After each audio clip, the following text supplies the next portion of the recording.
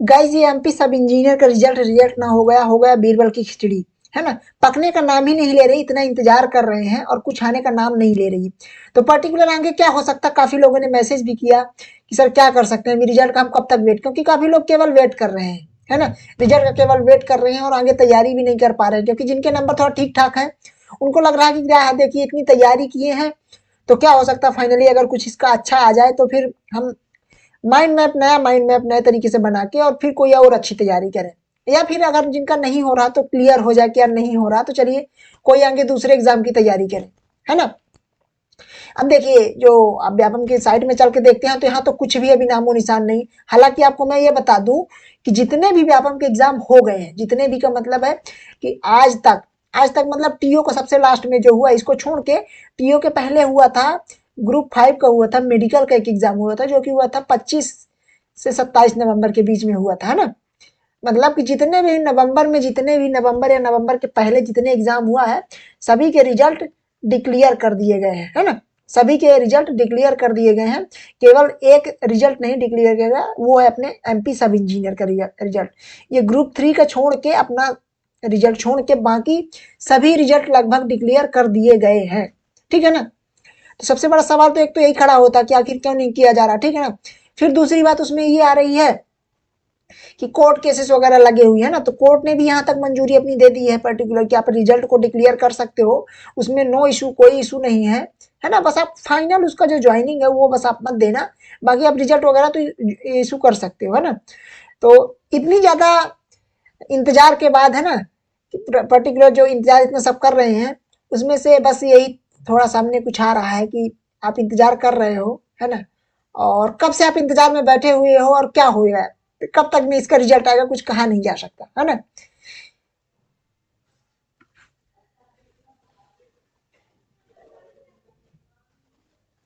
खैर देखिए इसमें जो केस बेसिकली लगा हुआ उसका लास्ट में आप एक थोड़ा सा और वेट कर सकते हैं। वेट करने के एक और रीजन है कि 13 तारीख का आप फाइनल देख सकते हैं। 13 को जो इसकी हियरिंग है उसका हियरिंग 13 को है, अभी 13 को डेट दी गई है, तो उसकी जो भी आगे की कुछ प्रोसीजर्स होंगी उसको आगे 13 को बताया जाएगा, है ना। जो भी अभी रिट पिटीशन फाइल की गई थी, है ना, पर्टिकुलर इन लोगों के द्वारा, तो इसकी जो 13 को हियरिंग है इसके बाद कुछ ना कुछ हो सकता है ना। तो रिजल्ट तो इसका देखिए जल्दी आना है। अब सबसे मेन बात ये रही कि आपको आगे करना क्या चाहिए, अभी आगे क्या करना चाहिए, है ना। जैसा कि मैंने यहाँ भी लिखा है कि आपको किसकी पटवारी की तरफ जाना चाहिए, आप पटवारी की करो या कि एमपीपीएससी ए की करिए, है ना। क्योंकि देखिए ओवरऑल देखा जाए तो आपके पास ऑप्शन बहुत ज्यादा नहीं है ना। क्योंकि देखिए अभी पटवारी की वैकेंसी है, एमपीपीएससी की वैकेंसी बहुत कम अभी आई है, इनकी तो अभी कोई नामो निशान नहीं है। लेकिन अगर आप टेक्निकल के बंदे हैं, है ना, तो आपको अभी इधर जाना का बहुत ज्यादा जल्दबाजी नहीं दिखानी चाहिए, है ना। क्योंकि इधर क्या अभी तो आप चले जाओगे, है ना।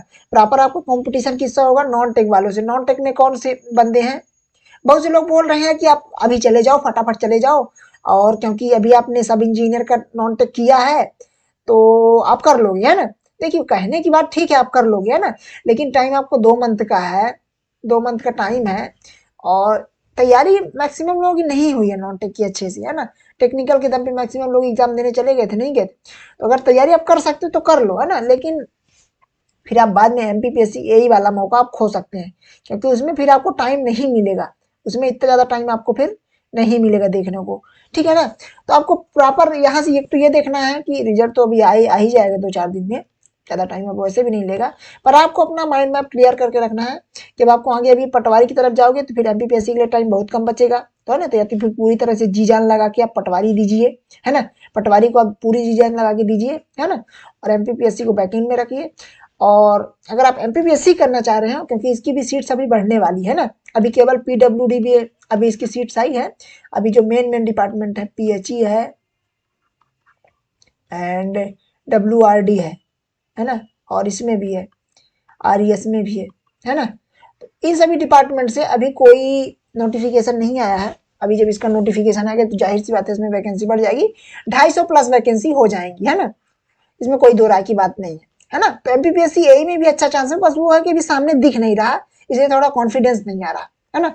लेकिन ये आ ही जाएगा, है ना। जो लोग इधर फोकस्ड हैं, कुछ स्टूडेंट्स जो फोकस्ड हैं वो लोग फोकस होकर इधर तैयारी करें, है ना, अभी से तैयारी करें क्योंकि फिर टाइम बहुत कम बचेगा, है ना। तो इस तरह से आपको प्रॉपर मैनेज करके चलना है अभी से, है ना, बहुत ज़्यादा हड़बड़ाना नहीं है ना, रिजल्ट आ ही जाएगा।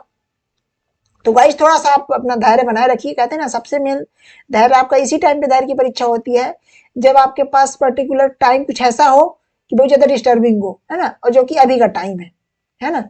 तो अभी आप धैर्य बनाए रखिए और तैयारी आप अपनी कंटिन्यू रखिए। कुछ भी हो आपको पर्टिकुलर कुछ भी पूछना हो आप टेलीग्राम ग्रुप में ज्वाइन कर लीजिए। टेलीग्राम ग्रुप में बहुत सारे स्टूडेंट ऑलरेडी ज्वाइंड हैं, है ना, आप ही के जैसे। तो वहाँ आप अपने, क्योंकि ये टेलीग्राम हमने ओपन रखा है, एकदम ओपन, पूरी तरह से ओपन है ना। ओपन है मतलब आप कुछ भी उसमें पूछ सकते हो, क्योंकि मैक्सिमम टेलीग्राम में ऑफ होते हैं। हमने चैट पूरा ओपन रखा, आप यहाँ कुछ भी पूछो, अपने डाउट पूछो, अपने डाउट शेयर करो, है ना, अपने विचार रखो, वहाँ सब कुछ आप कर सकते हो। अच्छा, दूसरी बात रही प्रोटेस्ट की बात। प्रोटेस्ट का क्या हुआ? प्रोटेस्ट के लिए देख लीजिए क्या है। प्रोटेस्ट के लिए जो हमने किया था उसमें काफी लोगों ने ट्वीट किया, लेकिन देखिए वही है ना कि बात वो होती है कि जब आप कोई भीड़ आप ट्वीट करती, प्रॉपर नंबर ऑफ स्टूडेंट जब ज्यादा होते हैं तब ये बातें तब सामने आती है ना। तो हालांकि अभी कुछ इंडिकेशंस भी मिल रहे हैं कि रिजल्ट आ ही जाएगा, है ना, ज्यादा डिले नहीं होगा, है ना। इसलिए बस थोड़ा सा और वेट कर लीजिए एक वीक का। अगर एक वीक के अंदर नहीं आता है तो पर्टिकुलर फिर हम कुछ डिटेल में और थोड़ा ऑर्गेनाइज्ड तरीके से करेंगे। इस बार थोड़ा सा अच्छे से ऑर्गेनाइज तरीके से हो भी नहीं पाया, है ना। तो अपन करेंगे, डेफिनेटली करेंगे, है ना। अभी पहले थोड़ा सा आप एक वीक और वेट करिए और अपनी स्टडी कंटिन्यू रखिए। Thank you guys, thank you so much.